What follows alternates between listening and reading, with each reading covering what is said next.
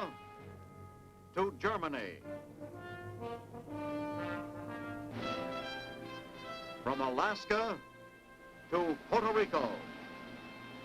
All over the world, the United States Army is on the alert to defend our country, you, the American people, against aggression. This is the big picture. An official television report to the nation from the United States Army. Now, to show you part of the big picture, here is Sergeant Stuart Queen. One of the basic concepts underlying American military theory is to expose as few men to combat as necessary, while using others in rear areas to increase the efficiency of troops facing the enemy. As a result, U.S. fighting units have had many times the mobility, firepower, and combat strength than any enemy we faced in recent years. Today's big picture deals with one of the most important forces behind the lines, the Army Ordnance Corps. Shortly before 10 a.m., 27 July 1953, Lieutenant General William K. Harrison arrives at the communist-built Peace Pagoda in Panmunjom, 3 years and 32 days after the communist attack. 18 copies of the main truce documents, 6 each in English, Korean, and Chinese, are signed by the United Nations senior delegate and by North Korea's bemedaled General Nam Il. With a final signature, the armistice becomes effective. Meanwhile, for the men at the front, the last day is the longest, the hardest to take. In 9 languages, they hear the ceasefire order. For most, there is no jubilation, simply a feeling of sober relief. By early afternoon, across the narrow waste of Korea, 2 million men are briefly at peace. Happiest among the frontline troops are men with the big R coming up. They have figured to the hour when their accumulated points make them eligible for rotation and home.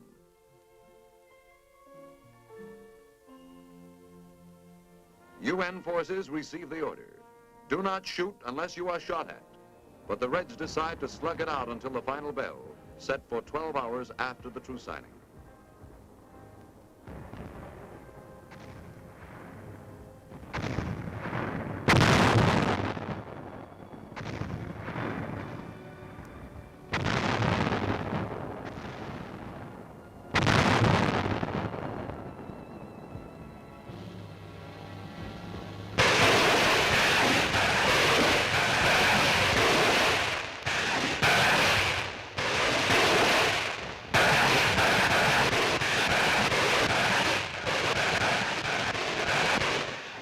For these last senseless hours of battle, communist troops pay heavily.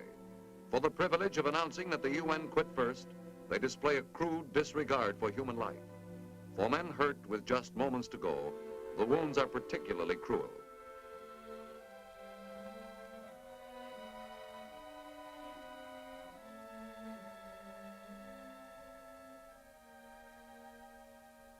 Next morning, familiar sounds are gone. Usual operations thankfully forgotten. Briefly, it is a time for rest. In accord with the terms of the armistice agreement, which demand that both sides pull back 1 1/4 miles on each side of the battle line, American units begin the demolition of their bunkers. Material which can be used to build fortifications further back is saved. Nothing which could be of the slightest value to the enemy in case of a sudden attack is left behind. To complete the job, every defense post along the neutral zone is completely destroyed.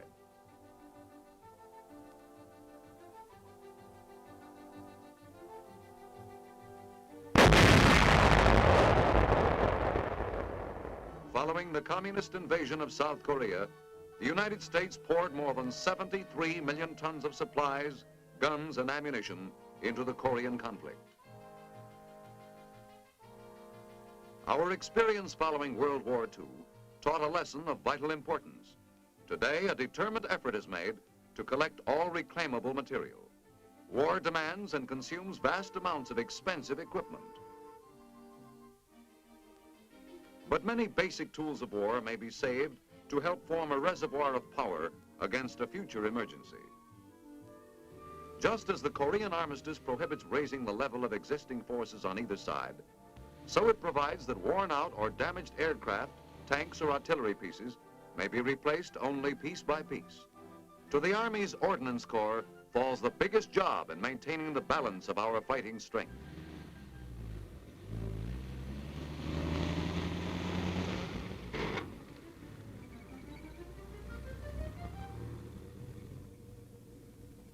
Today in Korea, the United States Army is engaged in one of the largest salvage operations in history. From the southern ports of Masan and Busan, used and damaged vehicles and equipment of every description are shipped to Japan for reclamation. The tremendous success of Operation Roll-Up, when surplus World War II supplies were restored, provided the example for the Korean salvage program.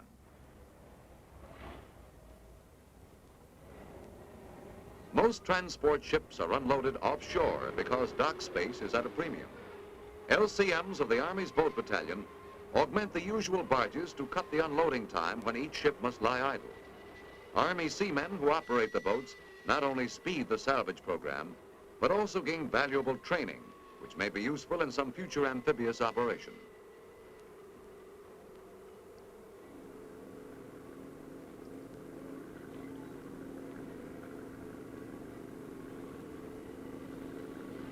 With thousands of tons of equipment arriving daily, cargo is transferred from ship to shore on a round-the-clock basis.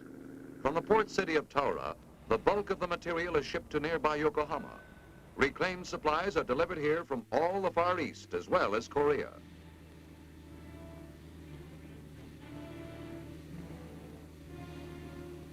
Maintaining a modern, well-equipped army runs to millions of dollars a day, but untold millions are now being saved thanks largely to economies effected by the Ordnance Corps. Perhaps the Army's greatest strides in getting the most defense most economically are being made in the salvage rebuild operation. Today, vast numbers of vehicles and equipment are rescued from the graveyard to receive a second life. No item is too large to handle, and no piece of machinery is so badly damaged that it cannot be repaired, or at least provide valuable spare parts.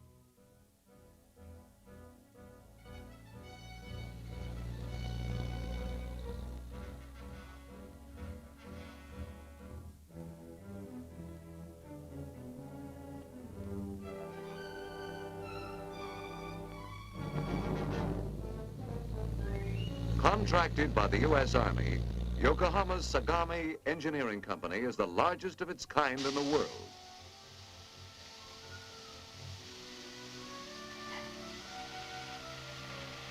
From the vast storage areas, machinery to be rebuilt first receives a thorough cleaning. Hot steam baths blast away dirt collected over a period of months. Simultaneously, sharp-eyed inspectors go over each piece of equipment to estimate the extent of repairs needed.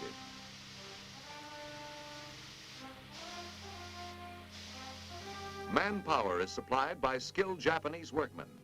Industrial power, which a few years ago worked against us, today is a valuable ally in strengthening our defenses against communist aggression.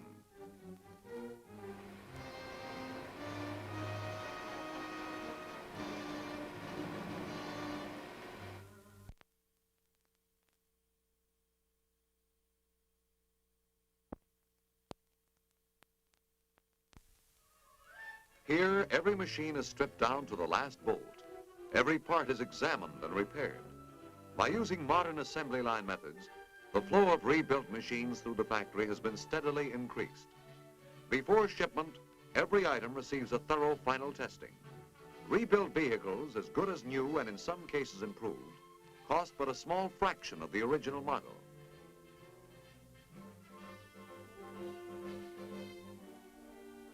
Impressive accomplishments of rebuild plants like Yokohama's, however, are important, but relatively small in the total ordnance picture. In the United States, at the heart of the Army's ordnance network, are 43 major depots, some so vast that trains are needed to bring workers from the gate to their jobs.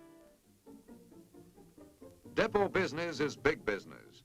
Ordnance is the largest technical service in the U.S. Army and spends nearly half of every Army dollar. The responsibility is tremendous, but ordnance planning and execution are more than up to the job.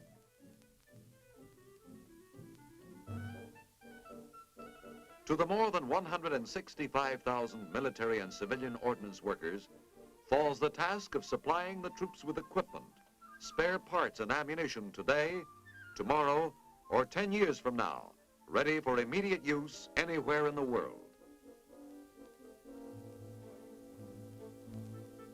Basically, their job is to make sure that shooting ordnance continues to shoot and that rolling ordnance continues to roll. Taken together, they represent a widespread reserve army with a background as varied as that of our regular Army forces. Individually, they are skilled technicians whose jobs are as exacting as any in private industry. Responsibility for every weapon from the private's M1 to atomic artillery is theirs. From these men and women at work behind the scenes, the United States Army derives its power for peace. Where parts and equipment received from manufacturers or from depot rebuild shops are to be stored is decided in the master locator section. Generally, the nature of the supplies and the anticipated demand determine the storage area. Great dehumidified tanks protect equipment kept ready for immediate defense.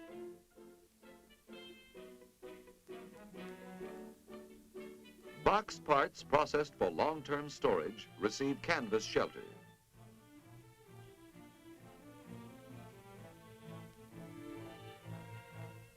Into warehouses go not only small and frequently called for items, but guns, gun tubes, and recoil mechanisms needing periodic checks.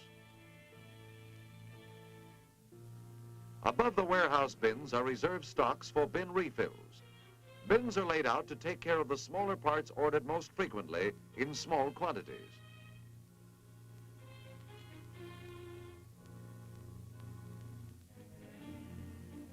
Parts grade down in size to tiny items like watch springs.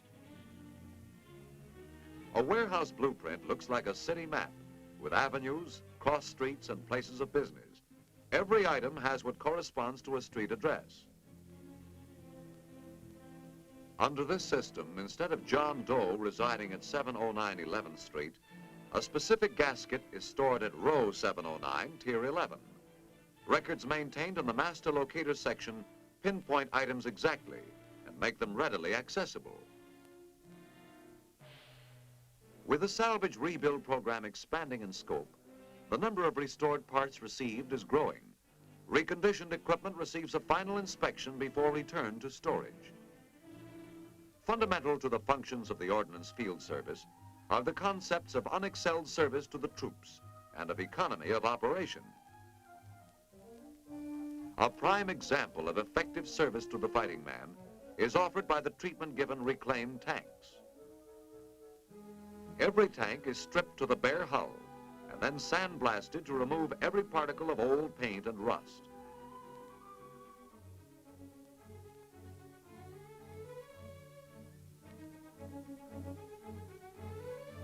Sub-assemblies and minor parts are ready during painting.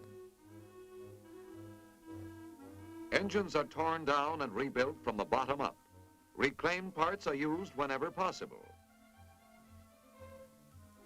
Dynamometer testing assures perfect reconditioning. Each component is handled by specialists. Gun and mount are put into top operating condition. Improvements are built in with every overhaul. Rebuilt engines and other major assemblies come together right on schedule. When a completely overhauled tank moves off the line, another is waiting to take its place. Every tank which has been given a second life is double-checked for speed, firepower, and mobility.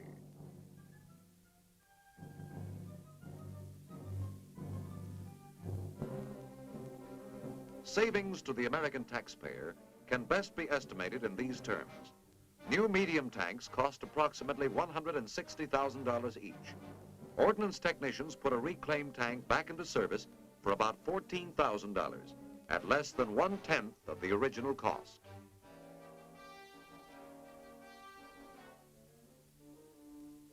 Tanks not worth repairing yield valuable spare parts. Nothing is wasted.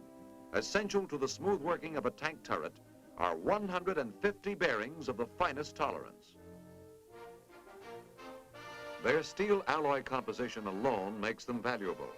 When out-of-date tanks are scrapped, every turret bearing, as well as any other salvageable item, is recovered.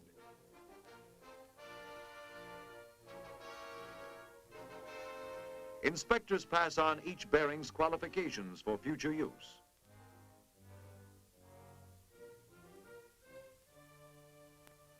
Each year, Army Ordnance saves thousands of dollars by demilitarizing small arms ammunition, which has become unsafe for use. Ammunition handlers start the process along a conveyor into a delinking machine, where cartridges are separated from the belt. Specially designed machines extract the bullet and the powder from the cartridge.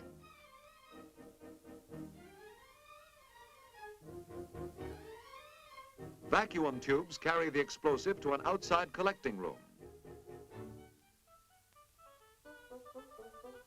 Bullets and cartridge cases are directed into separate positions on the conveyor belt until the bullets reach a collecting point in boxes.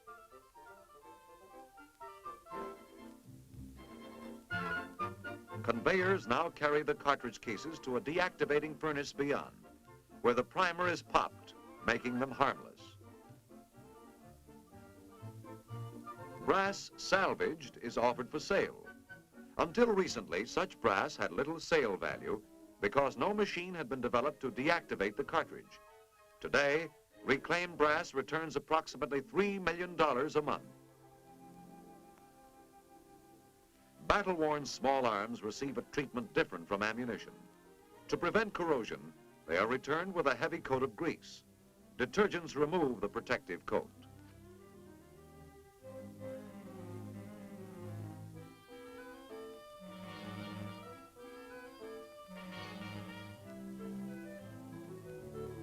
Immaculately clean after the bath, the rifles are sent to the small arms shop and completely disassembled.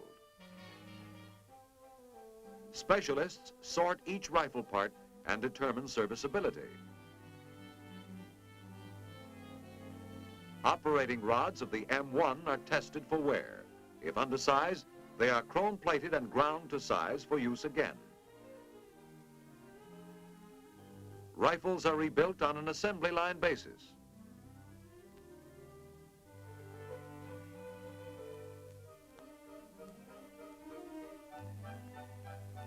Every gun is test-fired in the gun-proofing room to assure quality. From stock, it will again become some soldier's most valued possession.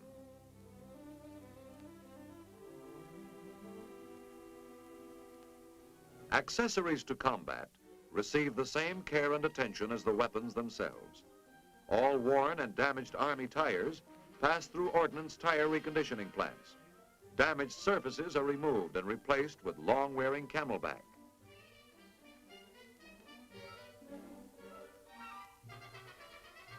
When baked, tires come out as good as new, ready to be placed once more on equipment which the mobility of a modern army requires in 1,000 different ways.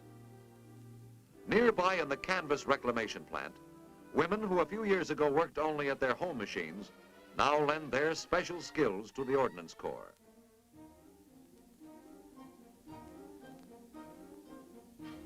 Of the 13,000 women who work in the depots, a great percentage today have jobs that prior to World War II were held only by men. The mechanism of a carburetor or a thermostat is no longer foreign to these women. Rightfully proud of their contribution to the defense effort by taking on more and varied positions, they also free men for other and heavier jobs.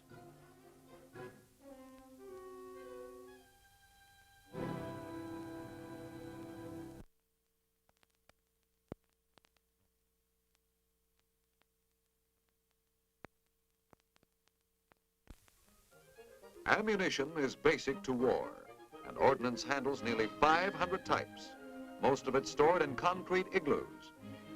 Here, safety is the password. thanks to elaborate and rigidly enforced safety measures, there is less danger than in most factories. Special guards are posted wherever ammunition is stored. Authority to enter must be shown, and all matches and fire hazards must be left at the gate.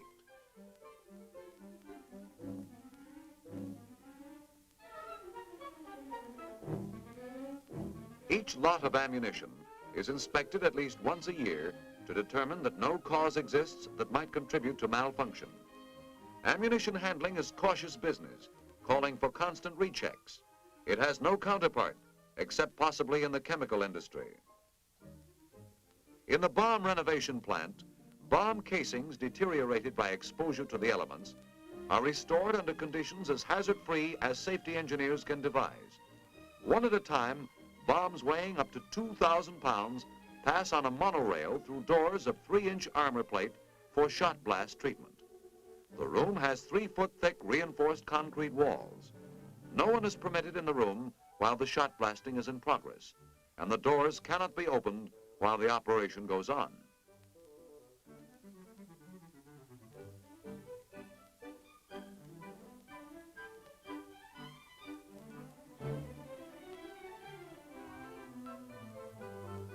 Perfectly clean bombs move into the paint area where they get a fresh coat of olive drab and identifying stripes. When a bomb reaches the end of the line, it is ready for storage or for delivery where needed. The same meticulous care and planning which material received in the rebuild and renewing stages extends all the way down the line. Great emphasis is put by ordnance on top-grade preservation, packaging, and packing. The condition of supplies when received is in direct ratio to the quality of its packing. Every item is carefully cleaned and the critical surfaces prepared for protection. Ordnance uses many types of vapor barrier materials and preservatives, as well as cartons and boxes in the packaging process. This guarantees that spare parts as well as equipment are in the best possible condition when received by troops. After receiving the right kind of preservative, items are cartonized in an assembly line operation. Wrapped packages are waterproofed with a thick coat of molten wax. Each package is carefully labeled for easy identification. Packaging and identification go hand in hand. While some items must first be wrapped and the package waterproofed, others need only to be dipped in a preservative compound such as plastic.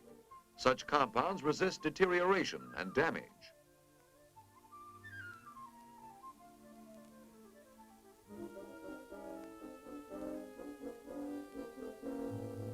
Army packaging procedures must be more rigid than those followed commercially. An individual box may end up on some soldier's back for transportation to the front. His life and lives of his buddies may depend on what's in it.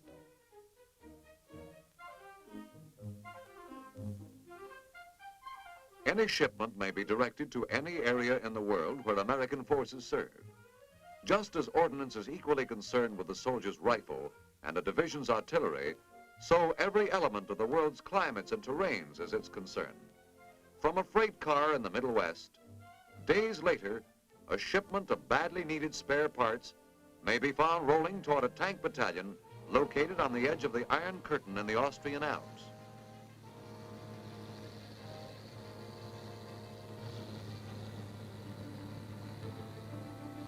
The scope of ordnance's task is enormous. As well as designing, producing, and supplying the major portion of the Army's hardware, finding new products like all-weather lubricants, which keep tanks running smoothly, is its responsibility. Every factor of weather and geography where American troops are stationed or may be called upon to fight must be considered. Ordnance products must be rugged, long-lasting, and above all, practical wherever needed. Korea's long, hard winters and mountainous terrain tested the battle-worthiness of U.S. equipment to a degree impossible even in the best laboratories. Ordnance's quest for the best weapons and fighting machines attainable is an unceasing one. Constant experimentation is an integral part of the Corps' program of improvement. In the remotest, most inaccessible parts of the world, if there are U.S. troops in need of firepower or hard-to-find replacement parts, ordnance can be counted on to come up swiftly and economically with the right amount of the right stuff at the right time.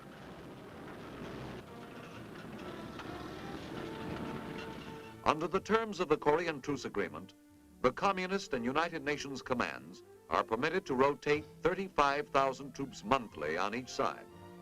Of communist intentions today, no one can be sure.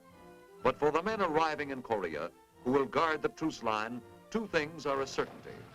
Their weapons, equipment, and supplies, by any standard, are the world's best.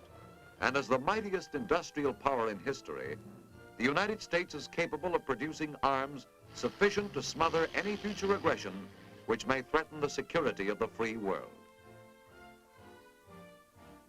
In the final analysis, to the American soldier, nothing is more vital, nothing more precious than the weapons giving him his strength in combat. Traditional American inventiveness and imagination in production and supply are staunch guarantees of this strength.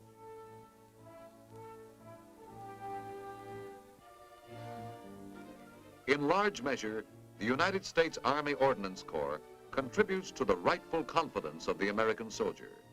Every man in a combat division is backed up by men and women working to make his job safer, constantly striving to increase his fighting power.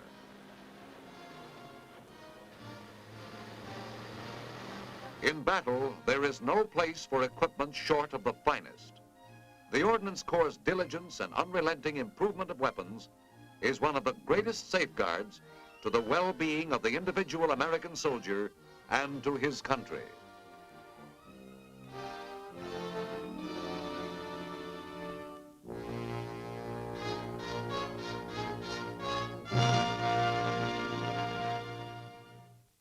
The illustrations we've just seen show only a few of the ways today's United States Army gets more defense for less money. The effectiveness of our ordnance program depends on good management. Cutting costs and at the same time improving quality are two key contributions to good management and thereby to the national security. Now, this is Sergeant Stuart Queen, inviting you to be with us again next week when we will present another look at the big picture. The Big Picture is a weekly television report to the nation on the activities of the Army at home and overseas. Produced by the Signal Corps Pictorial Center. Presented by the U.S. Army in cooperation with this station. You can be an important part of the big picture. You can proudly serve with the best equipped, the best trained, the best fighting team in the world today, the United States Army.